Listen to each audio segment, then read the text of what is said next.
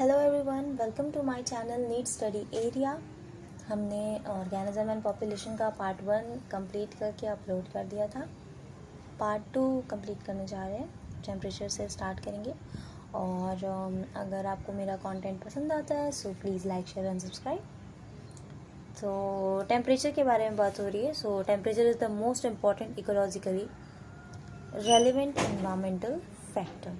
ठीक है, तो टेम्परेचर जो है उसको अगर हम देखें तो ये एक इम्पॉर्टेंट फैक्टर है और इसका रिलेशन किससे है? इन्वायरमेंटल फैक्टर से। ठीक है, तो ये एक्चुअली में कहाँ का फैक्टर है? ये जो इतना इम्पोर्टेंस शो कर रहा है टेम्परेचर, ये फैक्टर इन्वायरमेंटल फैक्टर है। ठीक है, इकोलॉजी में इसका बहुत बड़ा रोल है। अब इसको समझते हैं कैसे। You are aware that the average temperature on land varies seasonally. आपको पता होना चाहिए कि जो अर्थ पे एवरेज टेम्परेचर है, ठीक है, वो सीज़न के हिसाब से वैरी करती रहती है, चेंज होते रहती है। सीज़न के हिसाब से ये एवरेज टेम्परेचर चेंज होते रहता है। अब चेंजेस के बारे में बता रहा है। Decreases progressively from the equator towards the poles and from plains to the mountain tops. अब ये जो आपको थोड़ा सा वेरिएशन बता रहा है कि कैसे कैसे आपको टेम्परेचर चेंज होता हुआ फील होता है। जैसे कि जब आप इक्वेटर से पोल की तरफ जाते हो तो टेम्परेचर डिक्रीज होती है। सिमिलरली जब किसी प्लेन से हाई हिल्स पे जाते हो, प्लेन्स यानी फ्लैट सरफेस, ठीक है, जैसे कि रोड्स हो गए, जैसे हम क्या है, हम प्लेन्स पे रहते हैं, ठीक है, हिल्स पे नहीं रहते हैं हम लोग, जैसे किसी पहाड़ पे नहीं रहते हैं, राइट। तो हमारा जो लेवल है वो पहाड़ी एरिया से नीचे आता है। ठीक है, तो ये प्लेन्स है, ठीक है, स्ट्रेट है, फ्लैट है, ठीक है, स्लोप नहीं है, किसी तरह का ढलान नहीं है, चढ़ाई नहीं है। ठीक, तो जब हम प्लेन से हाई हिल्स की तरफ जाते हैं तो टेम्परेचर अगेन डिक्रीज होने लगता है। अब यह इक्वेटर और पोल किसी को नहीं समझ आया हो, so this is the earth, ये है उसका एक्सेस, एंड लेट्स सपोज कि ये इस साइड घूम रहा है। अब कोई गाना नहीं गाएगा, इधर घूमता, ठीक, और ये है इसका इक्वेटर। ठीक, इक्वेटर से ये जो पॉइंट्स है ना, ये इसका घूमने वाला एक्सेस, ये घूमने वाला इसका एक्सेस जो है वो इसके पोल्स माने जाएंगे, और ये जो है ये क्या है? इक्वेटर। सो इक्वेटर से पोल की तरफ जब हम जाते हैं तो टेम्परेचर डिक्रीज होता है। ठीक है, अब रेंज बता रहा है कि कितने से कितने तक आपको मोस्टली टेम्परेचर का रेंज देखने को मिल सकता है। तो इट रेंजेस फ्रॉम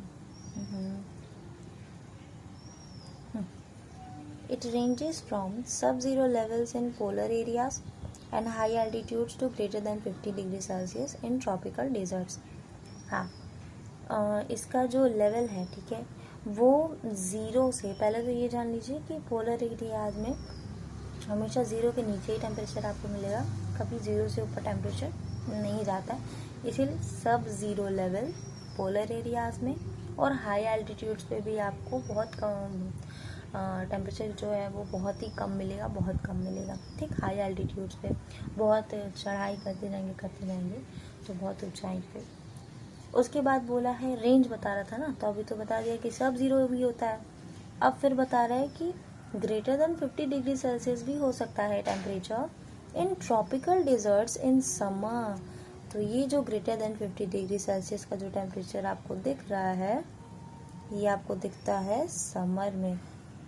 ठीक, तो ट्रॉपिकल डिजर्ट्स में ग्रेटर देन 50 डिग्री सेल्सियस भी हो जाता है। कब होता है? हाँ, डिग्री मतलब समर टाइम पे। ठीक है, there are however unique habitats such as thermal springs and deep sea hydrothermal vents where average temperatures exceed 100 degree Celsius. बोल रहा है कुछ ऐसी यूनिक हैबिटेट्स भी हैं, ठीक है, जैसे कि थर्मल स्प्रिंग हो गया, डीप सी हाइड्रोथर्मल वेंट्स हो गए, ठीक है, जहाँ पे जो एवरेज टेम्परेचर है ना, एवरेज टेम्परेचर कहने का मतलब है कि लगभग ना, मतलब कहने का है कि ये तो रहता ही है, इसके आगे पीछे हो सकता है। So this is what average temperature is overall, जैसे कहते हैं ना, देखकर समझना कि हाँ इतना टेम्परेचर तो आपको मिलेगा ही मिलेगा। ठीक है, तो where average temperature exceeds 100 degree Celsius. सोचो यार, 100 डिग्री सेल्सियस का एवरेज है, अभी हम एवरेज की बात कर रहे हैं, यानी इससे भी हाई हो सकता है टेम्परेचर, पॉसिबिलिटी है। ठीक है, तो average temperature 100 degree Celsius exceed कर जाती है, 100 डिग्री सेल्सियस से ज़्यादा ही मिलता है। ठीक है, तो वो यूनिक हैबिटेट्स का नाम क्या है जहाँ 100 डिग्री सेल्सियस से ऊपर ही आपको एवरेज टेम्परेचर मिल रही है? एक है थर्मल स्प्रिंग और दूसरा है डीप सी हाइड्रोथर्मल वेंट्स। ठीक है, इसके बाद बात करते हैं, it is general knowledge that mango trees do not and can not grow. ये जनरल नॉलेज की बात है। ठीक है, मतलब लगभग सबको पता होती है कि मैंगो ट्रीज जो हैं वो ना तो ग्रो की जाती हैं और ना ही ग्रो हो सकती हैं in temperate countries like Canada and Germany. ठीक है, टेम्परेट कंट्रीज़ में मैंगो को ना ग्रो किया जा सकता है, ना वो खुद से ही कभी ग्रो हो सकते हैं। ठीक है, तो टेम्परेट कंट्रीज़ में ऐसा नहीं हो सकता है। कौन सी कंट्रीज़ हैं टेम्परेट में? एग्जाम्पल भी गिवन है, कनाडा एंड जर्मनी। ठीक है, जहाँ पे जो ट्रॉपिकल सीजन में नहीं होते, जिनके पास ट्रॉपिकल सीजन नहीं होता है, वो क्या टेम्परेट कंट्रीज़ में काउंट हो जाते हैं। ठीक है, snow leopards are not found in Kerala forest and tuna fish are rarely caught beyond tropical latitudes in the ocean. कह रहा है जो स्नो लेपर्ड्स होते हैं ना, वो केरला फॉरेस्ट में तो पाए ही नहीं जाते हैं। आपको पता होना चाहिए स्नो लेपर्ड जो है वो ठंडे एरिया में पाए जाते हैं, और केरला एक ट्रॉपिकल रीजन है, राइट, बहुत भयंकर गर्मी होती है वहाँ पे, तो स्नो लेपर्ड तो वहाँ कभी भी ज़िंदा नहीं हो सकता। Tuna fish are rarely caught beyond tropical latitudes in the ocean. कह रहा है कि जो टूना फिश होती है ना, वो ट्रॉपिकल लैटिट्यूड से बाहर मिल जाए आपको ओशन में, ऐसा पॉसिबल ही नहीं है। ठीक है, तो ये बहुत ही मुश्किल बात है कि वो ट्रॉपिकल लैटिट्यूड से बाहर आपको दिख जाए। उसके बाद बोल रहा है you can appreciate the significance of temperature.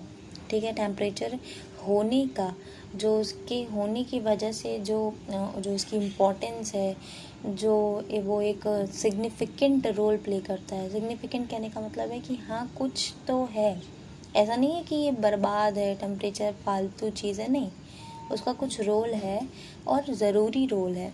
तो वही बता रहा है कि आप टेम्परेचर की सिग्निफिकेंस को अप्रिशिएट कर सकते हैं। ठीक है, to living organisms when you realise that it affects the kinetics of enzymes and through it the metabolic activity and other physiological functions.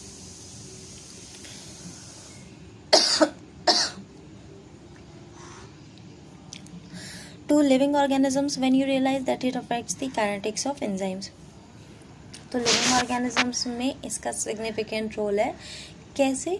क्योंकि ये एंजाइम जो होती है ना, उनकी काइनेटिक्स को अफेक्ट करता है, यानी एंजाइम्स तेज़ी से काम करेंगी या धीमा काम करेंगी, ये टेम्परेचर डिपेंडेंट होता है, क्योंकि एंजाइम्स को टेम्परेचर से फ़र्क पड़ता है।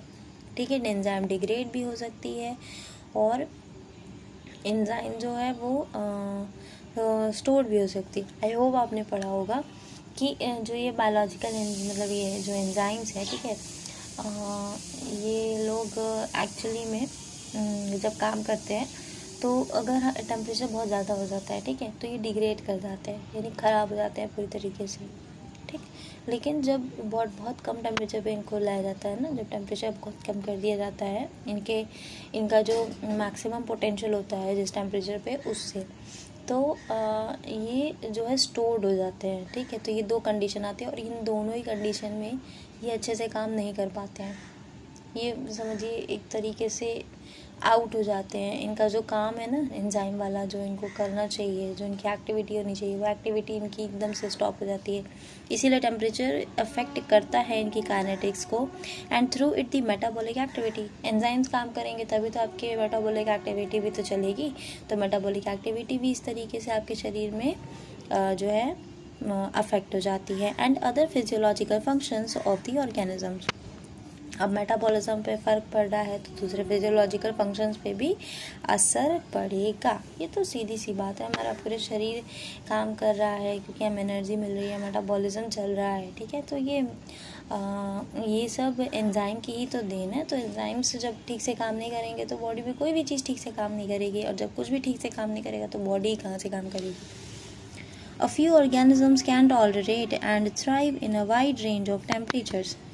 कुछ organisms जो हैं वो वाइड रेंज ऑफ टेम्परेचर में रह भी सकते हैं, ठीक है, जाके उसमें रह भी सकते हैं, ठीक है, और उसको टॉलरेट भी कर सकते हैं, सहन कर सकते हैं, ठीक है, बहुत ज़्यादा टेम्परेचर। अब बहुत ज़्यादा रेंज ऑफ टेम्परेचर जब कोई झेल लेता है तो उसको यूरीथर्मल कहते हैं। यानी कि कहने का मतलब है कि temperature, wide range of temperature कहने का मतलब क्या है। एज फॉर एग्जांपल ले लेते हैं, कोई ऑर्गेनिज्म है, ठीक है, वो उसका अगर हम टेम्परेचर रेंज देखें तो वो 20 डिग्री सेल्सियस से 60 डिग्री सेल्सियस तक में रह सकता है, ठीक है। तो अब सोचिए इस रेंज में, ये वाइड रेंज है, ठीक है, इतना बड़ा रेंज है 20 से 60, यानी ये ठंडे में भी रह पा रहा है 20 degree Celsius, of course a cold temperature, ठीक है, एंड ये गर्मी में भी रह पा रहा है 60 degree Celsius, very high temperature, ठीक। उसके बाद बोल रहा है तो ये यूरीथर्मल कहलाते हैं, ठीक है, जो वाइड रेंज ऑफ टेम्परेचर में पाए जाते हैं वो यूरीथर्मल कहलाते हैं। But vast majority of them are restricted to narrow range of temperatures, यानी कि ज़्यादातर ऐसे ऑर्गेनिजम्स हैं जो नैरो रेंज ऑफ टेम्परेचर में ही पाए जाते हैं। जैसे कि एज फॉर एग्जांपल कोई एक लिविंग ऑर्गेनिज्म है, वो उसको 25 degree Celsius to 50 degree Celsius में ही जो है वो अपना सर्वाइवल दिखा सकता है। उसके आगे पीछे उसकी तबीयत ख़राब होने लगती है, वो बीमार पड़ने लगता है, उसकी एक्टिविटी में कमी आने लगती है। अब ये सोचिए ना, कोई चीज़ बीमार पड़ रही है, कोई चीज़ ख़राब हो रही है और उसका टेम्परेचर रेंज में उसको रखा ही नहीं जा रहा है, तो वो स्लोली क्या होगा, मर जाएगा, क्योंकि उसकी बॉडी कभी भी अपने आप को स्टोर नहीं कर पाएगी, कभी भी एक मैक्सिमम पोटेंशियल वाला काम नहीं कर पाएगी। तो हेल्थ आपको पता ही होगा, हमारा इंटरनल सब कुछ होता है। सो इन दैट केस वो ऑर्गेनिज्म फाइनली डाई हो जाएगा। तो ज़्यादातर ऐसे ही ऑर्गेनिज्म है जो नैरो रेंज ऑफ टेम्परेचर में पाए जाते हैं। ऐसे ऑर्गेनिजम्स को कहा जाता है स्टीनोथर्मल। ऐसे ऑर्गेनिजम्स को क्या कहते हैं, स्टीनोथर्मल, ठीक है। The levels of thermal tolerance of different species determine to a large extent their geographical distribution। कह रहा है ये जो थर्मल टॉलरेंस है ना अलग अलग स्पीसीज़ की, इससे हमको पता चलता है, काफ़ी हद तक पता चलता है उनकी जोग्राफिकल डिस्ट्रीब्यूशन के बारे में, यानी वो इस लैंड पे कहाँ पे पाए जा सकते हैं, इस बारे में हमको जानकारी मिलती है जब हमें पता चल जाता है कि वो ऑर्गेनिज्म किस रेंज ऑफ टेम्परेचर में पाया जा सकता है या उसका थर्मल टॉलरेंस क्या है, क्योंकि हमको इतना तो पता ही है कि टेम्परेचर कहाँ पे कम है, कहाँ पे ज़्यादा है, ठीक है, या कहाँ पे किस रेंज से किस रेंज में टेम्परेचर है, तो इसके हिसाब से हम बता सकते हैं कि वो किस जगह पे पाया जाता होगा। जैसे हमने अभी बात किया था कि स्नो लेपर्ड केरला में नहीं पाया जा सकता है, क्योंकि स्नो लेपर्ड ठंडे रीजन्स में पाया जाता है, ठीक है, सब ज़ीरो लेवल्स में वो गुजारा करता है अपना, वहाँ पे बहुत बर्फ़बारी होती है, बहुत ठंड होती है, तो वो भाई केरला में तो आ ही नहीं सकते, केरला में कभी ज़ीरो के नीचे टेम्परेचर नहीं जाती है, तो वो तो वहाँ मर ही जाएगा। Can you think of a few eurythermal and eurythermal, कोई ज़रूरत नहीं है, ठीक है। चलिए उसके बाद बात कर रहे हैं, in recent years there has been a growing concern about the gradually increasing average global temperatures. If this trend continues, would you expect the distribution range of some species to be affected? आपको पता है कि ये जो recent years में, यानी यही आसपास के ही सालों में, अभी हाल ही में आपको पता है कि टेम्परेचर जो है ग्लोबल टेम्परेचर बहुत ज़्यादा तेज़ी से बढ़ते जा रहा है, ठीक है। तो अगर ये ट्रेंड कंटिन्यू रहा तो क्या आपको लगता है कि कुछ ऐसी स्पीसीज़ हैं जिनका डिस्ट्रीब्यूशनल रेंज जो है वो अफेक्ट होगा, यानी ऐसा हो सकता है कि कई स्पीसीज़ जो हैं वो जहाँ पे पाई जाती हैं वो वहाँ पे ना पाई जाने लगें, उनका जगह चेंज हो जाए, कुछ तो फाइनली एक्सटिंक्ट हो जाएंगे, क्योंकि उनका वो अगर अपने आप का जगह नहीं चेंज कर पाएंगी तो वो एक्सटिंक्ट ही हो जाएंगी, क्योंकि उनके लिए सर्वाइवल ही नहीं बचेगा। तो लेकिन इसमें कहने का मतलब है कि अगर ऐसा हो जाए कि जो पोलर एरियाज़ हैं वो गर्म हो जाए, एग्जाम्पल की बात है, just for example let's suppose कि जो पोलर एरियाज़ हैं वो गर्म हो जाए, बहुत गर्म, भयंकर वाली गर्म, यानी हमारे ट्रॉपिकल रीजन टाइप के, और जो ये इक्वेटर वाले साइड के हैं वो एरिया ठंडा पड़ जाए, अगर ऐसा कभी होता है, ठीक है, क्योंकि ये ऑफ कोर्स टेम्परेचर चेंजेस हैं, हाँ, तो क्या इसके हिसाब से जो ऑर्गेनिजम्स पोल पे पाए जा रहे थे, क्या वो ट्रॉपिकल की तरफ शिफ्ट होने की कोशिश नहीं करेंगे? मतलब इक्वेटर की तरफ नहीं आने की कोशिश करेंगे? बिल्कुल करेंगे, क्योंकि अब पोल पे वैसा टेम्परेचर नहीं रह गया है जैसे टेम्परेचर में वो रहते थे, इसलिए वो इक्वेटर की तरफ भागने की कोशिश करेंगे, क्योंकि इक्वेटर पे टेम्परेचर अब उनके हिसाब का हो गया है। Similarly for equator organisms also. तो कहने का मतलब क्या है कि अगर टेम्परेचर चेंज हो रहा है, टेम्परेचर पहले जैसा नहीं रहा है, तो उस हिसाब से जो ऑर्गेनिजम्स वहाँ पे रहते थे, जो स्पीसीज़ वहाँ पे रहती थी, उनका डिस्ट्रीब्यूशनल रेंज चेंज हो जाएगा। यानी वो जिन जगहों पे पाई जाती थी अब वो वहाँ पे नहीं पाई जाएंगी। This is all it said. Okay. Water is another most important factor influencing the life of organism. In fact, life on earth originated in water and is unsustainable without water. तो कह रहा है जो वाटर है वो एक दूसरा important factor है जो किसी भी ऑर्गेनिज्म की लाइफ को इन्फ्लुएंस करती है, ठीक, उस पर असर डालती है। अब उसको समझते हैं। In fact life on earth originated in water. हाँ, हमारा ओरिजिन पानी से हुआ है, लाइफ की ओरिजिन पानी से हुई है और अनसस्टेनेबल है बिना पानी के ये लाइफ कंटिन्यू नहीं कर सकती है। Its availability is so limited in deserts that only special adaptations make it possible for organisms to live there. तो कह रहा है कि इसकी अवेलेबिलिटी इतनी लिमिटेड है, ठीक है, इतने ऐसा मतलब इतना कम पाया जाता है कि केवल स्पेशल अडेप्टेशंस एक ऐसी मतलब एक डिफरेंट टाइप ऑफ अडेप्टेशन ही किसी भी ऑर्गेनिज्म को वहाँ पे सर्वाइव करा सकती है। यानी कि आपको बहुत ही डिफरेंट तरीके का अडेप्टेशन शो करना पड़ेगा, ठीक है, वहाँ पे रहने की आपको चाहिए रहना, ठीक है, अगर आपको चाहिए रहना, आपको रहना है तो आपको अपने अंदर थोड़ा चेंज लाना पड़ेगा। और वो चेंज ऐसा वैसा नहीं होना चाहिए, वो चेंज उस जगह के अकॉर्डिंग होना चाहिए। जब चेंज जगह के अकॉर्डिंग होती है तो उसको अडेप्टेशन कहते हैं। और वो अडेप्टेशन इतना स्पेशल होना चाहिए कि वो कम पानी में भी सर्वाइवल दिखा दे। तो वही बोल रहा है कि केवल स्पेशल अडेप्टेशन ही किसी भी ऑर्गेनिज्म को वहाँ पे जिंदा। उसके बाद बोल रहा है the productivity and distribution of plants is also heavily dependent on water. अब जो प्लांट्स हैं, ठीक है, उनका डिस्ट्रीब्यूशन इतना हैवीली पानी पे डिपेंड होता है, उनका डिस्ट्रीब्यूशन एंड प्रोडक्टिविटी, ठीक है, पानी कितना है, कहाँ है, इस बात पे डिपेंड करती है कि प्लांट्स का डिस्ट्रीब्यूशन क्या होगा, यानी कौन से प्लांट्स कहाँ पाए जाएंगे और उनकी प्रोडक्टिविटी क्या होगी, वो कितना अच्छा मतलब प्रोड्यूस कर पाएंगे। ये पानी पे डिपेंड करता है, हेविली डिपेंड करता है, भारी तरीके से डिपेंड करता है, मतलब पूरी तरीके से पानी पे इसका डिपेंडेंस है, ठीक है, काफ़ी हद तक पानी पे ये बातें डिपेंडेंट है। क्या कौन सी बातें हैं? प्लांट्स के डिस्ट्रीब्यूशन एंड प्लांट्स की productivity. You might think that organisms living in oceans, lakes and rivers should not face any water related problems, but it is not true. For aquatic organisms, the quality, chemical composition, pH of water becomes important.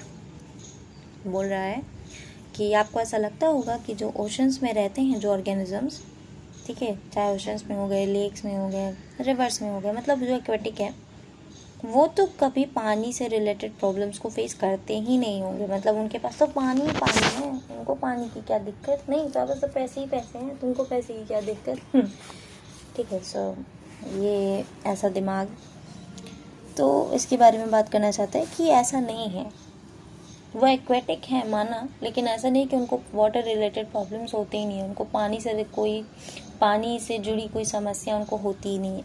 अब इसके बारे में बात करेगा।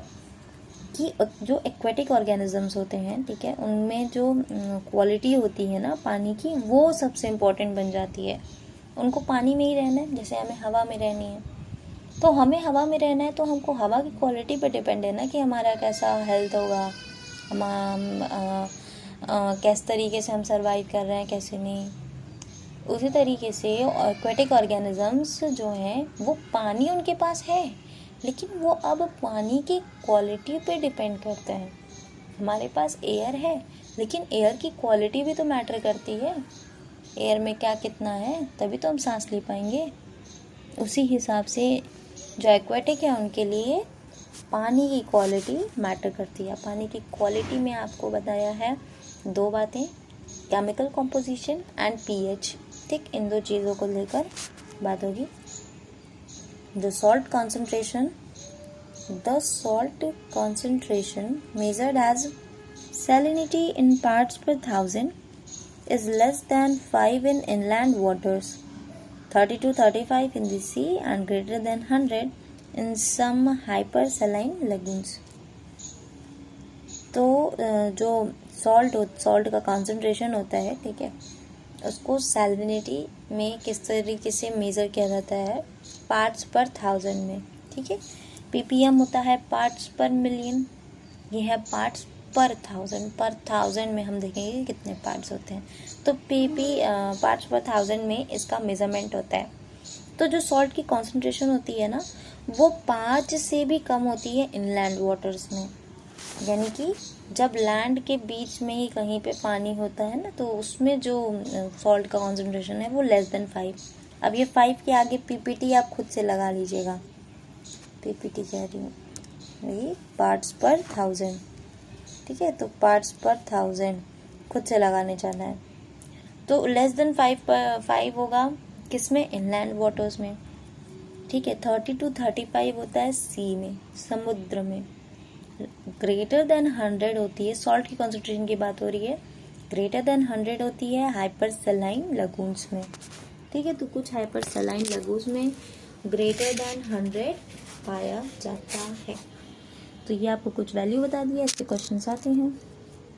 Next बात कर रहा है, some organisms are tolerant of a wide range of salinities, उनको यूरिहेलाइन कहते हैं, but others are restricted to a narrow range स्टीनोहेलाइन।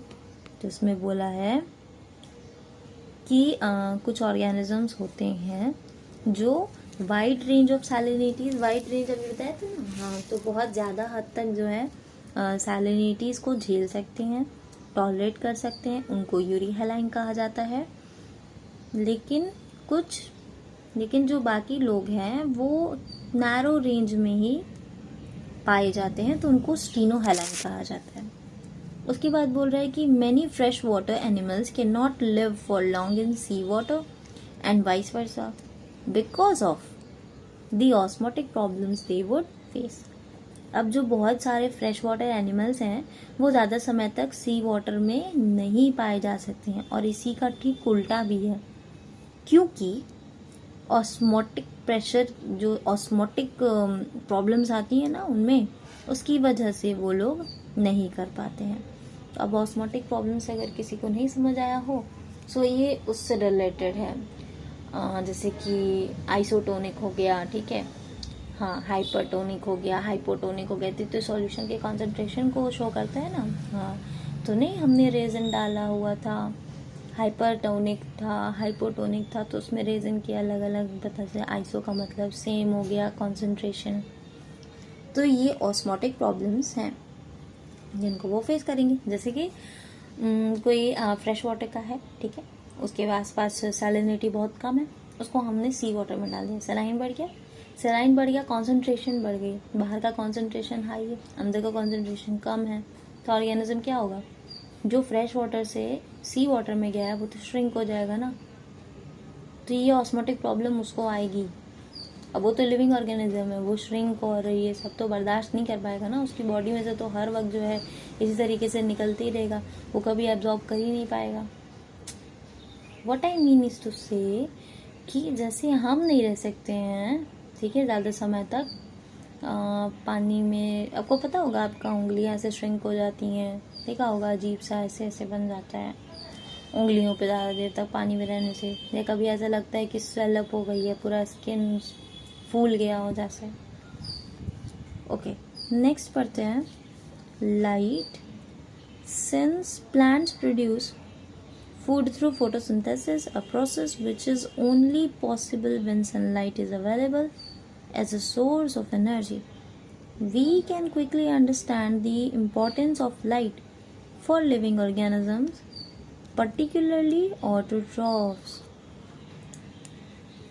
बोल रहा है कि जो प्लांट्स हैं, ठीक है, वो फोटोसिंथेसिस से फूड देते हैं, एक प्रोसेस जो सिर्फ तभी हो सकता है जब सनलाइट मिलेगी, ठीक है, एनर्जी की सोर्स की तरह। सनलाइट हमें कैसे मिल रही है? As a source of energy, जहाँ से एनर्जी आ रही है। हम तुरंत इस बात को समझ सकते हैं कि लाइट कितनी ज़रूरी है लिविंग ऑर्गेनिजम्स के लिए, और ख़ासकर ऑटोट्रॉफ्स के लिए कितनी ज़रूरी है। कैसे समझ आ रहा है? क्योंकि ऑटोट्रॉफ्स ही खाना बनाते हैं, खाना हम खाते हैं, ऑटोट्रॉफ्स को सनलाइट चाहिए ही चाहिए। अगर ऑटोट्रॉफ्स को सनलाइट नहीं मिलती है तो बाकी लोग को भी खाना नहीं मिलेगा। आगे क्या है? Many species of small plants, herbs and shrubs growing in forest are adapted to photosynthesis optimally under very low light conditions because they are constantly overshadowed by tall canopied trees. Canopied क्या होती है? ऐसे cone like जब trees होती हैं तो उनको canopy trees में काउंट किया जाता है, ठीक है। कोन लाइक ट्रीज को कैनोपी ट्रीज में काउंट किया जाता है। ओके, बोल रहा है कि बहुत सारी स्पीसीज हैं स्मॉल प्लांट्स की, जैसे कि हर्ब्स एंड श्रब्स, जो फॉरेस्ट में ग्रो करती हैं और फोटोसिंथेसाइज करती हैं ऑप्टिमली, यानी कि बहुत ही एफिशिएंटली वो करती हैं।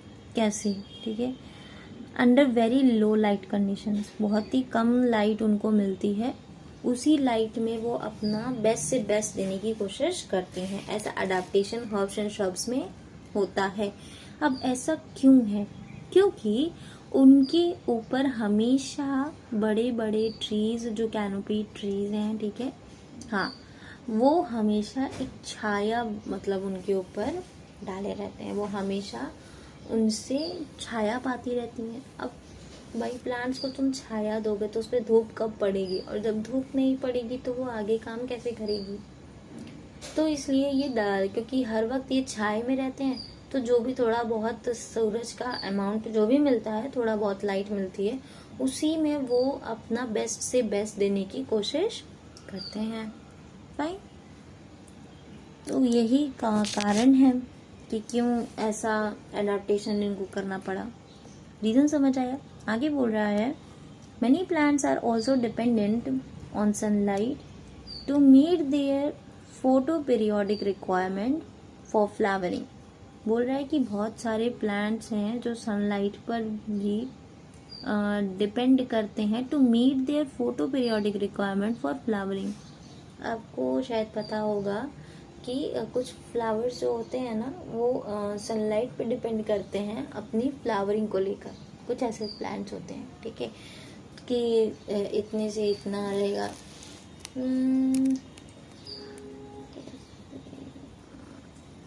कोई एग्जाम्पल अभी याद नहीं आ रहा है।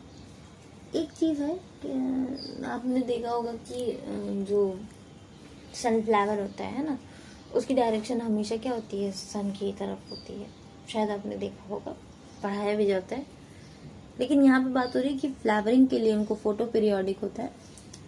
पढ़ाया जाता था पर अभी हटा दिया गया है, उससे मिला वनराइजेशन, फोटो पीरियोडिज्म, ये सब था। तो उसमें क्या था कि फ्लावर जो है वो इतने से इतने टाइम में ही फ्लावर करती हैं। कुछ न्यूट्रल होती हैं, कुछ लॉन्ग होती हैं, लॉन्ग डे, शॉर्ट डे, ठीक है। अभी आपको नहीं पता है, बस इतना जानिए कि हाँ, कुछ प्लांट्स को फोटो पीरियोडिज्म चाहिए होता है। मतलब उनका क्या होता है कि इतने से इतने तक लाइट मिलेगी तो हम फ्लावर करेंगे, यानी हम ब्लूम करेंगे, इट्स लाइक दैट। ओके, फिर बोल रहा है for many animals too light is important and that they use the diurnal and seasonal variations in light intensity and duration photo period as cues for timing their foraging, reproductive and migratory activities। अब इसमें बोल रहा है कि बहुत सारे animals भी ऐसे हैं जिनके लिए लाइट इम्पॉर्टेंट है, जिसमें वो अपना डायर्नल और सीजनल वेरिएशन लाइट इंटेंसिटी और ड्यूरेशन की तरह यूज करते हैं। अभी बताती हूँ। In that they use the diurnal and seasonal variations in light intensity. क्या होता है कि लाइट कैसे इंपॉर्टेंट है, वो अपनी डायर्नल में यूज करते हैं। आपको पता होगा हमारा 24 आवर्स का जो है ये टाइमिंग, ठीक है, ये लाइट इंटेंसिटी पर डिपेंड करती है, हमारी खुद की भी पता होना चाहिए। अंधेरा होता है तो हमें नींद आने लगती है, सुबह होती है तो हमारी नींद खुलने लगती है, ठीक है। हमारा ये जो स्लीप एक साइकिल होती है ना, सोने उठने की, खाने की, सब चीज़ की, मतलब लगभग, तो ये लाइट इंटेंसिटी पे डिपेंड करती है, जो घड़ी का जो टाइमिंग बना आपका। और बहुत सारे एनिमल्स भी इसी चीज़ को देखकर बहुत सारी चीज़ें करते हैं। तो डायर्नल तो आपको बता दिया, and seasonal variation in light intensity and duration. अब सीजनल वेरिएशंस आती हैं, ठीक है, अलग अलग सीजन आता है, ठीक है, और लाइट इंटेंसिटी में चेंजेस आती हैं, ठीक है, ओके। और उसका जो ड्यूरेशन है, ठीक है, seasonal variation in light intensity and duration. Light intensity में जो सीजनली आपको वेरिएशन देखने को मिलती है, सीजन के हिसाब से जो लाइट की इंटेंसिटी में चेंजेस आता है, एंड ड्यूरेशन, और कितने टाइम के लिए वो रहता है, यानी फोटो पीरियड जिसको बोला जाएगा, as cues for timing their foraging, reproductive and migratory activities. उनको कब कब खाना खाना है, ठीक है, कब रिप्रोड्यूस करना है, कब माइग्रेट करना है, एक जगह से दूसरी जगह जाना है, ये तक वो इन चीज़ों पर डिपेंड करते हैं। ये तक मतलब उनकी जो है लाइट इंटेंसिटी और उसके ड्यूरेशन पे डिपेंड करती है। लाइट इंटेंसिटी कैसी है उस हिसाब से ही काम करते हैं, वो कितने देर तक है इस हिसाब से भी वो इन चीज़ों को अपने करते हैं, ठीक है। तो लाइट इंटेंसिटी और ड्यूरेशन में क्योंकि सीजनली वेरिएशन आती है, तो इसलिए उनका जो खाने का टाइमिंग हो गया, कब रिप्रोड्यूस करना है और कब माइग्रेट करना है, इन सब चीज़ों की बात पता चलती है। आई होप मैंने इस स्टेटमेंट को आपको क्लियर कर दिया है। उसके बाद बोल रहा है कि the availability of light on land is closely linked with that of temperature since the sun is the source for both.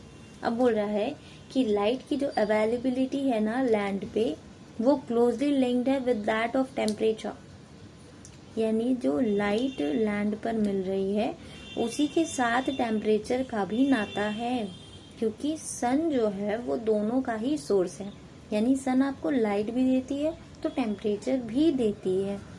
But deep यानी greater than 500 metres in the ocean the environment is dark and its inhabitants are not aware of the existence of a celestial source of energy called sun।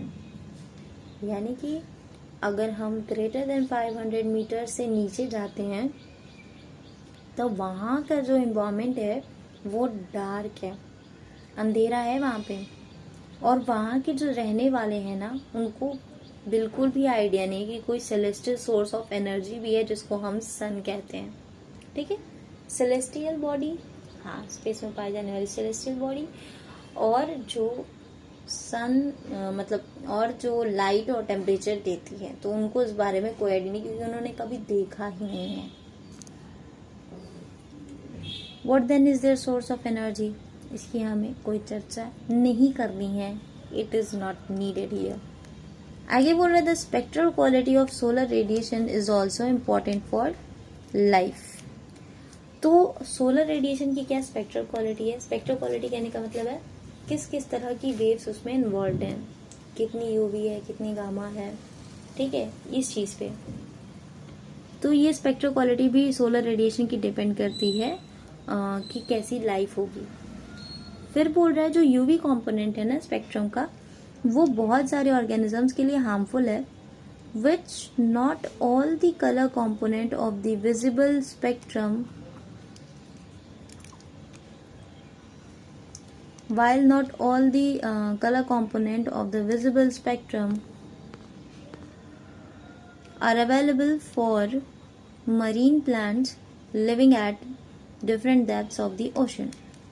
तो आपसे कह रहा है कि जो solar radiation की spectral quality है वो भी हमारे लाइफ के लिए इम्पोर्टेंट है। उसके बाद बोल रहा है जो स्पेक्ट्रम है, ठीक है, लाइट का, उसमें जो यूवी कंपोनेंट है ना वो बहुत सारे ऑर्गेनिजम्स के लिए हार्मफुल है, यानी बहुत बुरा प्रभाव डालती है। जबकि जो विजिबल स्पेक्ट्रम है ना, आपको पता होगा कि हाँ विजिबल रेंज आती है जिसमें वेबग्योर, ठीक है, तो सारे कलर कंपोनेंट्स जो है ना विजिबल स्पेक्ट्रम के वो मरीन प्लांट्स के लिए अवेलेबल नहीं होते हैं डिफरेंट डेप्थ से, ठीक है। Not all the colour components of the visible spectrum are available for marine plants. तो जो मरीन प्लांट्स होते हैं ना अलग अलग डेप्थ पे पाए जाते हैं, हाँ अलग अलग डेप्थ पे पाए जाते हैं। तो जो मरीन प्लांट्स होते हैं वो क्योंकि अलग अलग डेप्थ पे हैं, तो जो सन से जो लाइट आ रही है, जो विजिबल स्पेक्ट्रम आ रहा है, उसके सारे कलर्स जो है ना वो एक लेवल तक ही जो है आ पाते हैं। तो उस वजह से जैसे जैसे अलग अलग डेप्थ पे ये प्लांट्स है, डेप्थ बढ़ती जाएगी तो कई ऐसे कलर होंगे जो बहुत नीचे तक नहीं पहुंच पाएंगे। तो ऐसे केस में क्या होगा कि जो बहुत नीचे के प्लांट्स है उनको उस कलर का स्पेक्ट्रम कभी मिलेगा ही नहीं। वो प्लांट खुद तो उड़ के आएगा नहीं ऊपर, तो उसको कभी वो मिलेगा ही नहीं। That's what it is talking about. Among, अब थोड़ा सा पूछ रहा है, among the red, green and brown algae that inhabit the sea which is likely to be found in the deepest waters। अब पूछ रहा है कि जो रेड, ब्राउन और ग्रीन एल्गी है उनमें से कौन सबसे नीचे में पाया जाता है। तो आप कमेंट करके बताएंगे कि ये है, ये 11th का ही है, आप कमेंट करके बताएंगे क्योंकि ये 11th के चैप्टर में है, प्लांट किंगडम में है। ठीक है, आगे बढ़ते हैं। सॉइल की बात हो रही है। Nature and properties of soil in different places vary. It is dependent on the climate, the weathering process, whether soil is transported or sedimentary, and how soil development occurred। पूछ रहा है कि सॉइल की मतलब बात कर रहा है, जो सॉइल है, ठीक है, उसका नेचर, उसकी प्रॉपर्टीज अलग अलग प्लेसेस पे अलग अलग होती हैं। ये क्लाइमेट पे डिपेंड करता है, वेदरिंग प्रोसेस पे डिपेंड करता है कि सॉइल जो है वो ट्रांसपोर्ट की गई है, यानी एक जगह से दूसरी जगह गई है, या सेडिमेंट्री है, ठीक है, और किस तरीके से सॉइल का डेवलपमेंट हुआ है, इन सब के बारे में बात किया गया है। तो पहले तो बोला है कि सॉइल जो है अलग अलग जगह पे जाएंगे तो उसका नेचर और प्रॉपर्टी आपको अलग अलग मिलेगा। कहीं लोमी सॉइल मिलेगा, कहीं सैंडी सॉइल मिलेगा, कहीं मिक्सचर मिलेगा, कहीं रेड सॉइल मिलेगा, कहीं ब्राउन सॉइल मिलेगा। उसके बाद बोल रहा है कि ये डिपेंड करता है क्लाइमेट पे, वेदरिंग प्रोसेस पे, ठीक है, किस तरह का क्लाइमेट है इस पर डिपेंड करता है सॉइल कैसी होगी, क्या वेदरिंग प्रोसेस था, यानी किस तरीके से जो रॉक वगैरह हैं, ठीक है, वो किस तरीके से टूटे, ठीक है, इस पे भी डिपेंड करता है कैसे सॉइल है। और क्या सॉइल ट्रांसपोर्ट हुआ है, इधर से उधर हुआ है, या सेडिमेंट है, और किस तरीके से सॉइल बना है,